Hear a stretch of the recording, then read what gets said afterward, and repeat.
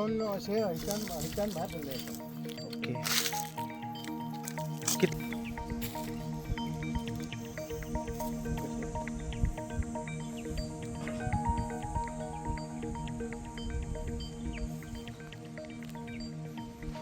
ही आणि मिरसांग कशी लागा मिरसांग चढून उडायली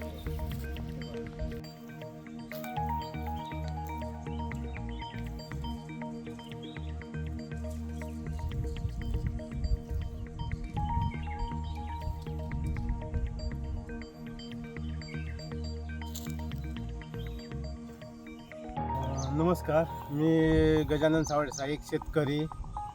त्या आधी आईच आम्ही हे मिरसांगे लायलेले आहात, पण ह्याच्या पहिले हसणं लायलेलं हा.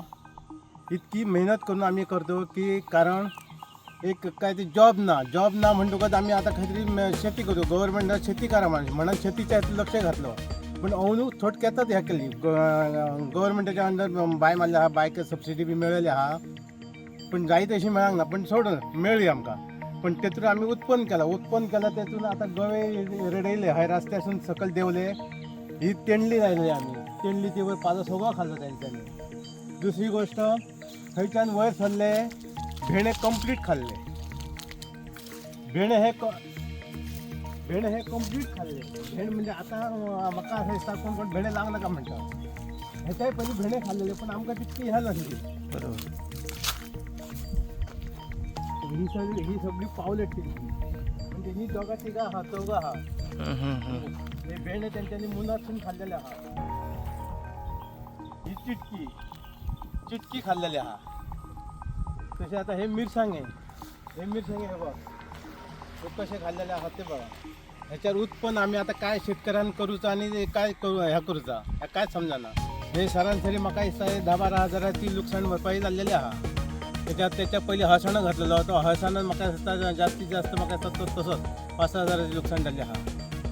मग अशी जर शेती करून गेलो आम्ही, खत पाणी घालतो आम्ही, आणि ते खत पाणी घालून मेहनत करून जर आमकां काय मिळालं उत्पन्न करपाचा का.